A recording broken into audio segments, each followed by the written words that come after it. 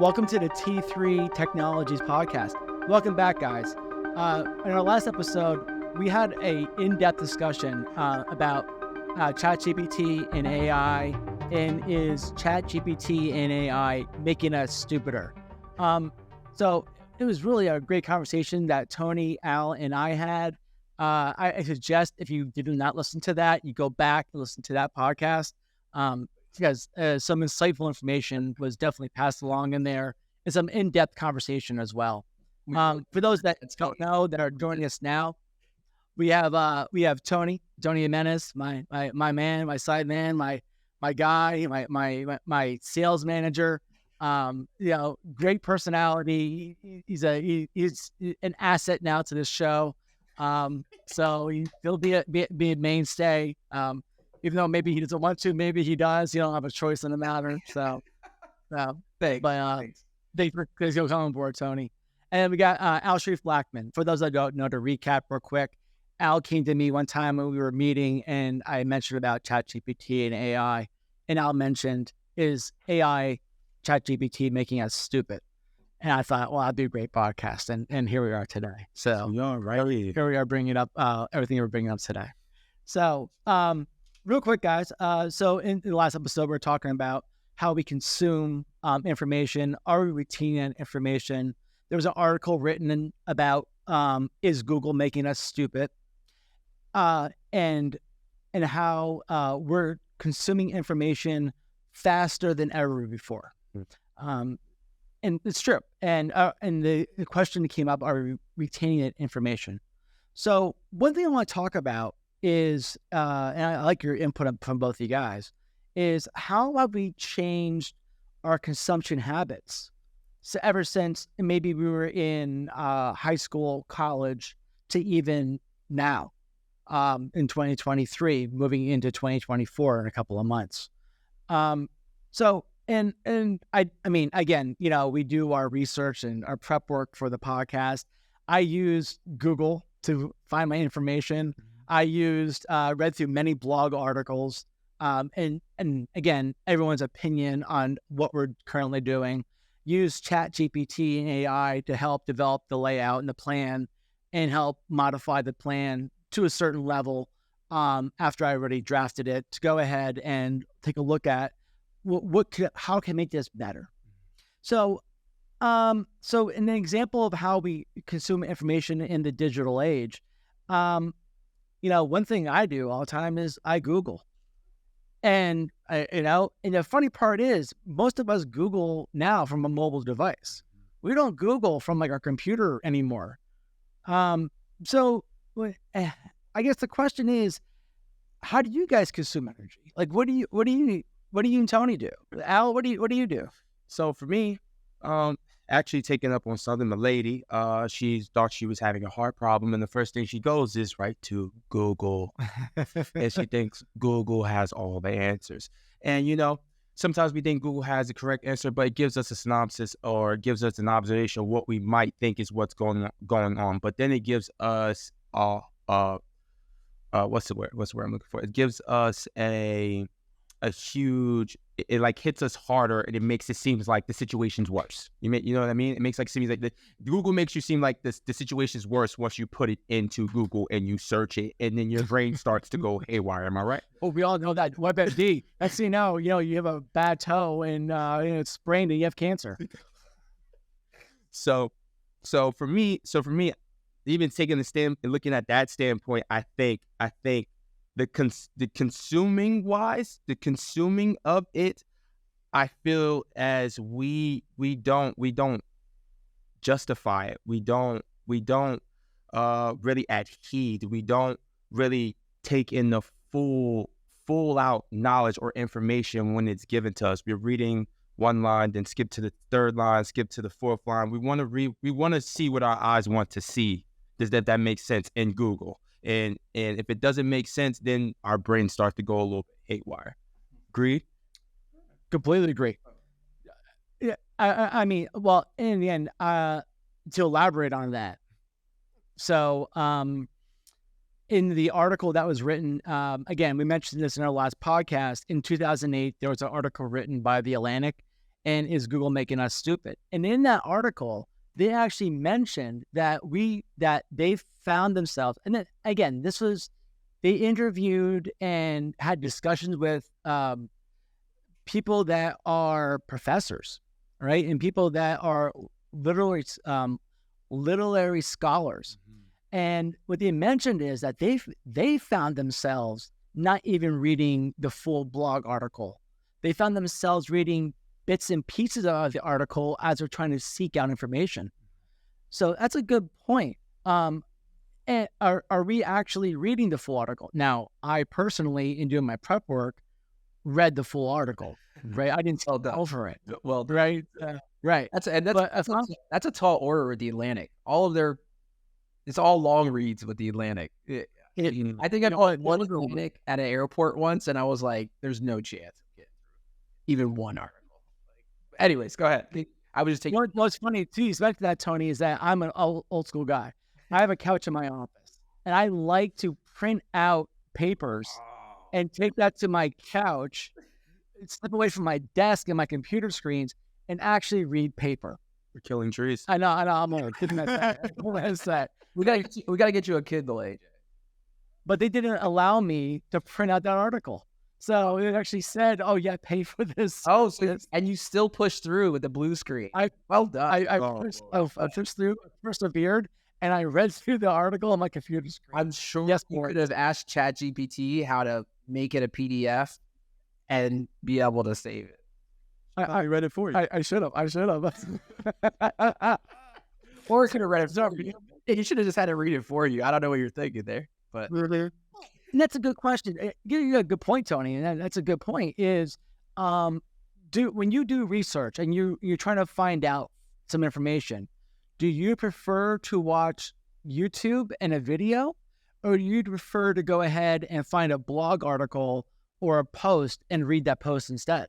I mean, for me, like, when you first asked the question, the way I consume media or like any kind of like information it's just only built on what I used to use, right? So like radio and TV, magazines and newspapers, right? Now that's digital, but I'm still going to like newspapers on Alexa. I'm still going to like Alexa, right? So like, but I've only expanded. I didn't like eliminate the radio. I still listen to the radio. I mean, we mentioned like, for Spanish, like I've been learning Spanish.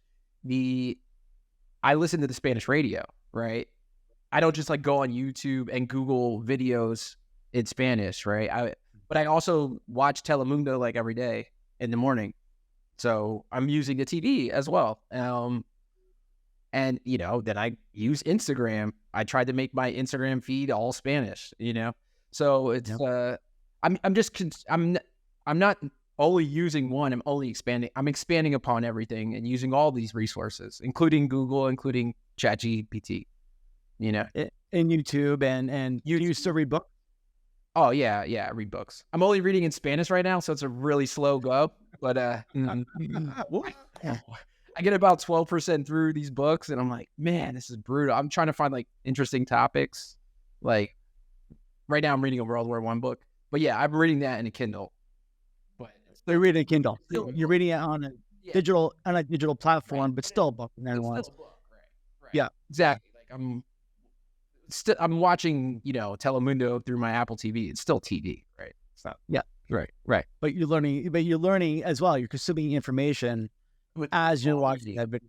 I'm using all media and only expanding. Never like getting rid of it. I mean, like I don't use a Telegram or anything like that. But like, you don't use a Morse code anymore. Yeah. Or ASCII. Right? I'm not going like that we mentioned before. Yeah. So, and I guess, and I guess it goes into AI, right? And how we retain information from AI. I can attest to this firsthand. Like, for example, I went and wrote a script on AI for PowerShell, and I was like, I want to remove a group of users from Active Directory. how can I do that through PowerShell? And I asked ChatGPT that information, and it spit out the code for me. Like it was a little copy option in the right hand corner, so you can just copy that information and paste that directly into PowerShell, and it spits it out. Now, do I know PowerShell? Yeah, some, right? I understand something about PowerShell and how PowerShell works. How long would it have taken me to develop that code to go and do that versus I type it in a computer or my phone and it's done in 10 seconds? I mean, seconds. Now, and I guess the question is, did I retain that information? No, not guaranteed. That information is lost. But now I know if I need that again, I can go back to ChatGPT long as it's still open, and I can go ahead and type that information in again, and it'll spit that information out again. Right. So, and I guess do we retain anything we're searching for in ChatGPT? So, well, it's obviously you retain the knowledge that you can use it for coding, or you could simply use PowerShell for doing these tasks. Yeah. So like, I mean, you do retain it. I mean, I did a similar thing with when we moved to like the share drive in the OneCloud instead of on-prem. I copied my customer folder over, but I used Sean's customer folder, one of the other partners here at T3, and I put his in first, and then I was like, oh, now if I put mine in, I'll have duplicate folders, right? So what I did is I used ChatGPT to write a Python script that could go through if a folder was like a 98% match, it was a comparable name, it would put that folder inside of that folder. And I'm sure I could have made it so that it would just remove the folder and put the files in. I'm sure I could have, but yeah, I was able to use a script to do something that would have took a day, right? Because I have so many customers. But no, I'm just kidding. If not longer. I mean, yeah. But how do you work out? I know that I can use Python for file management. So that's what I retain, right? Like I can use Python to organize files. Right.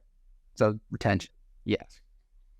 You know what you can do. You know the ability to do that. That's what I just don't remember how to write that code in the first place. Yes. Right. Yeah. Yeah, it's true. Like again, like I said, for those that watched the last podcast, you would know this. But I walked into Al's office and Al asked me, is ChatGPT making us stupid? And I asked, I retorted. And to be honest, I wasn't using it. I wasn't using it at all. For me, I just felt as though it was a hindrance for me in the beginning. Now that I've been using it these last 2 months, it's been a game changer for me. It's been a learning for me because in our realm IT is constantly changing, especially in security, with the ransomware and everything getting, detrimental right now. It's just, how do we not fall for these problems and, and all these, and get in these situations. For me, ChatGPT was again, an eye opener when AJ stepped into my life. It was an eye opener for me. But at the same time, for me, I wasn't really using YouTube and all that. I'm not gonna lie, I was using the Alexa. I would go around my house, I would clean, or say if I was cleaning or something, I would turn on Alexa, give me something that's happening in the cybersecurity realm for today. You know what I mean? Something like that. And she spits out the information. A lot of medical hospitals are getting hit with this ransomware and you know what I'm saying? So it's actually pretty cool to have that luxury with technology. You know what I'm saying? AI it's like its own brain, but it's like your own robot in a way. It really helps you to helps your life to get more sustained in a way if you don't really understand something to a T. It actually gives you that option to dive down a little bit deeper into that structure. Then taking a step back to 2002, if I hopped in the MySQL book, I'll look at that book and start reading it and be like, page 16, you know what I'm saying? I'm just like, there's so many commands in here, you know what I'm saying? And then your mind just goes ballistic and you're just like all over the place. But now with ChatGPT, it gives you less, not say lessons, but it gives you a starting point. You know what I mean? It gives you that plateau in the beginning, and then you're able to build on Legos on top of that plateau. You know what I mean? And it pushes you forward. So after sitting here having this conversation with you guys, Tony and AJ, I really realized that it can be a hindrance, but at the same time, it can also be a great tool to use if you know how to use it in your foundation of your life. Right. Yeah. Well, and like Tony mentioned too, the role of AI in our research process. Tony used AI to go and search how to go and use Python to merge folders. So obviously it's used in the role, but then again, Tony, you already had the knowledge already that I want to use Python to perform this task. So there was a certain level of learning. You already consumed information prior to that research. Right. To know what to search for. And we discussed that in the last podcast as well, about how you have to already have the foundation, a strong foundation. As Jesus said, you can't build your house on sand, right? You have to have a strong foundation before you go ahead and move forward. I completely agree with that, right? So Tony already and Tony is very much into coding already. So Tony, more so even than I am, Tony's like really into coding and in language, and I know he's learning Python currently as well. So, but he has I have a basic synopsis of Python. That's what I used back in school at C++. I ran a JavaScript with an AI that we created for Twitter. That was actually pretty fun. That was very, very fun back at Post. So it for me, programming, I like everything. I don't know how else to say it. For me, I like security. I like to program. I like the networking aspect. I can program a switch. I can do everything in the IT realm. It's just about, for myself, it was just about pinpointing what I actually really, really, really, really liked. And what I realized what I like about technology is that in our field, it's constantly growing. Something is always new. You know what I mean? And ChatGPT was that new thing. You know what I mean? And everyone was going crazy about it. You know what I'm saying? And then to see where we've come as a society now, I do see progression, but could the progression be a lot more? Could we have a lot more progression? Yes, I do think so. But do I still think it makes us lazy? Yes, I do still think it makes us lazy sometimes in a sense. Yeah. What's funny is that, and I'm going kind of off my layout here and off topic, but I did some investigative research as well, and I did interview some people regarding ChatGPT and is it making us stupider? And Russ Werkheiser, our accountant, I interviewed him about it. I want to get his opinion. I was like, Russ, you're a smart guy. Talk to me about this. So what Russ had a good point is he feels that we're using these tools currently for our immediate needs for ourselves, and it should be used for the betterment of humanity, not so much for our immediate needs. So these tools, an example he gave is the cure for cancer. All right. And we're going to go into an example of how AI was put to good use for medical research for a woman that was at her wit's end about her son.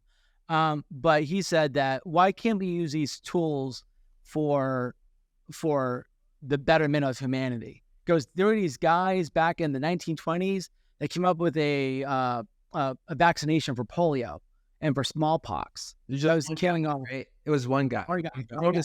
Notice saw. Yeah.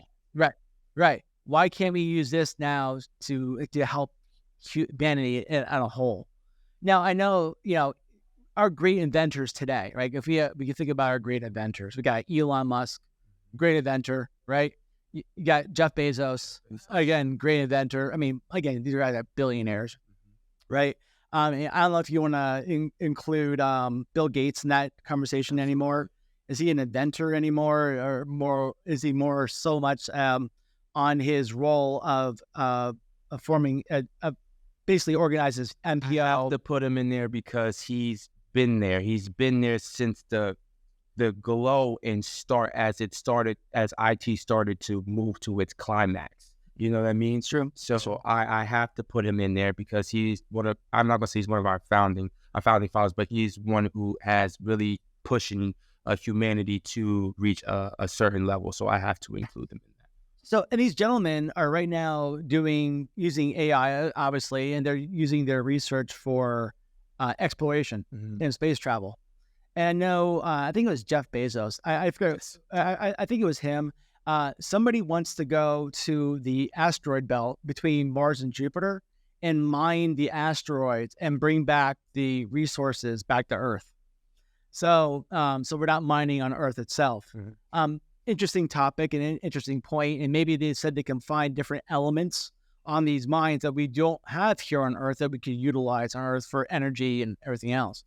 But would you guys like to see ChatGPT used to help cure cancer, or would you rather it be used for other sources? Or are you still use it selfishly for yourself? There's no real limitation. There's no answer for that. There's no limitation. We could do both. I mean, Right. I was watching a TED Talk about AI and with Eddie, I think her name is Edie Rather, and she was just talking about how she quoted Stephen Hawkins, and I'm paraphrasing, but he was saying that like RIP to Stephen Hawking, but he said that like AI could be the best thing, the worst thing, and the last thing that happens to humanity. So like it's really going to be, I mean, there's going to be good stuff that comes from it, and there's no real limitations on my research. What we could use these tools for.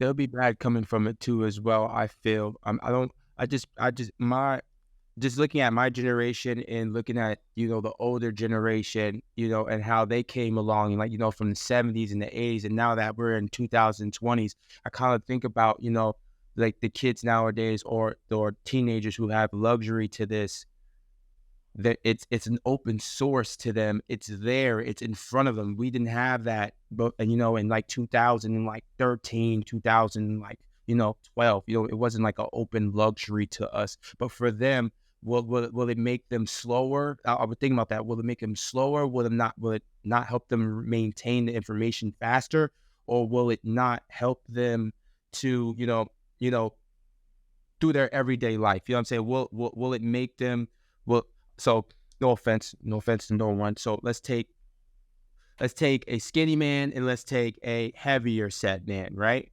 Heavier set man. Now for the skinny man, if they are retaining everything, right? If they're retaining everything, they're actually learning through the synopsis. As for the fat man, and they're using ChatGPT the whole entire time, are they getting the full luxury of everything? Did I say that right? So like, the skinnier man is in books, is in all this others, is in books and is on the Kindle and is really diving deep into his notes, etc. When it comes now, this person, the heavier set man, is on ChatGPT and he is only looking for the answers in front of him for himself at that given point. Is he taking all that? No, it's just for that one, maybe 45, maybe 30 minutes, maybe at most when you're searching something in ChatGPT, maybe. Are you taking all of that in? And I don't think that, for the generation that's coming up right now, I just hope that it doesn't make them slower. You know what I'm saying? If that makes any sense. I agree with that to a certain degree. Like we mentioned, you know, ChatGPT can be used as a tool, or it can be your primary source of information. So, and yeah, and are these kids going to use ChatGPT as a shortcut? Yes, right. That's what I'm trying to say. As a shortcut to go and pull information, to go and perform a task, or are they going to use it as a learning tool and use it more so to go ahead and enhance upon what they're trying to learn in the first place? And that would be a good question that, you know, obviously we can't answer here. But unfortunately, like, the internet was formed for all good purposes, to bring us together on a global scale, right? The share information for defense. The original, it was, yeah, but it was to share information on a global scale. Oh. So it was, but also colleges were involved in that too. So right, but defense is good for all of humanity. I guess it's good. I'm cool with that. Thank you, Tony. Thank you. Yes. So, but again, so now, you know, as humans and humanity, we kind of there are people with ill intent, and then now you have people with cyberbullying as teenagers. You have some bad things going on there. You have obviously phishing scams, money scams where people are embezzling funds from people on their email. You know, there's ill intent out there as well, but there's also very, very good intent. So there are people with nothing but the best heart at mind with what they're doing. And actually, it's a good segue, guys. I want to talk about this. And one way that AI is put to good use. This is a recent article that came out, and I find this very interesting. So there was this girl, this mom. Her name's Courtney, and she had a 4-year-old son named Alex. And Alex had chronic pain. He had, I guess, she'd been to countless doctors, and poor Alex had symptoms such as stunted growth, severe headaches and migraines. He was chewing on things, and she didn't understand what was going on. She saw over 17 doctors over a course of 3 years, and we're talking dentists, neurologists, physical therapists. The list goes on and on. And no matter what she did over the course of 3 years, poor Alex wasn't getting any better. And multiple treatments, multiple drugs, it just wasn't getting better. So I guess Alex eventually had an MRI. And then Courtney took those notes from the MRI, plugged that into ChatGPT, and then as well added some other symptoms that she thought was a key element into his ailment. For example, is Alex couldn't sit crisscross applesauce. And she thought that was an important piece of information that the doctors were overlooking. And next thing you know, ChatGPT comes up and diagnoses Alex with having tethered cord syndrome. And now Alex had surgery, now it's recovering. So, and again, that's a good example of how ChatGPT, on a non-professional level, helps someone recover from a physical ailment. I find that amazing. I personally think that's like an amazing story. Yeah, Martin Scarelli, what was he? He was like the famous stock bro or something. He went to jail. Yeah. He bought the Wu-Tang album that they only had one copy of. Okay, all right. He has a large, like, it's like using ChatGPT for like medicine, or like a large language model for like an online doctor. So basically it'd be an AI doctor. Right. Is that what's his Pharma Bro? He was called Pharma Bro. Okay. All right. Yeah. It's funny you mentioned that, because we did talk about this topic before, and again, that'll be another podcast another time. But the one question comes up is that, let's say you're in a mental health crisis. All right. Let's say you're having a nervous breakdown, whatever the case may be, and you call a crisis hotline, and you're talking to an AI platform with a simulated voice, but you don't know that that's not a real human on the other end. And then you find out maybe weeks later that you're talking to an AI engine and not a real human being. Would that change your mindset about your mental health status? Now, you feel better. I mean, maybe you do, maybe you don't. I don't know. I mean, this is all hypothetical. More open. I think that's a good tool. I like it. Anyway. Yeah, it'd be another topic, and for any experts out there in psychology, please contact us, because we would love to have you as a guest to talk about that topic. This we feature orthopedics. Next time we'll have so it's like the psychology. Yeah. So any psych majors? Dr. Gupta. Martin Shkreli's new thing is called Dr. Gupta. Dr. Gupta. Yeah. Gupda. Yeah. So Dr. Gupta. Yeah. That's what it's called. Wow. I have to check that out then. So yeah. It's a funny coincidence, because I'm not even gonna say it, but it's Gupta because of the GPT.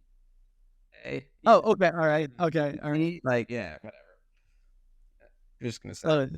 play on word. If you Google Dr. Gupta, you're not going to get the AI thing. That's funny. So I don't know how good. What do you get something else? Why do William Dr. Gupta is like listed in? What do we get then, Tony? What comes up on Google then? So yeah, I mean, AI obviously can do a lot of good, and it's actually used to augment.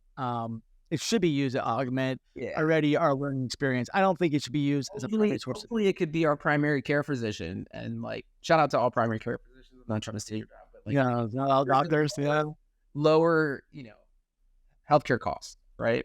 Yeah. So if you think about it, what does your like primary care physician do? Like they like send you to the specialist, right? Mm-hmm. I mean, I know you guys do more than that, and I'm not trying to at all lower, but lowering the cost of healthcare for people would be a great thing. Right? And that would be great for humanity in some, and also be worldwide healthcare too. Like there are some countries, obviously, some people in foreign countries that don't have access to healthcare.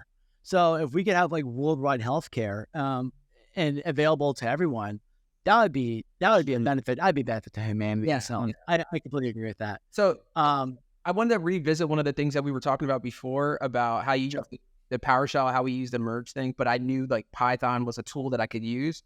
Well, so I wanted to act as if I was uninformed and just asked it a really basic question. I was like, what is the quickest way to merge like folders on OneDrive?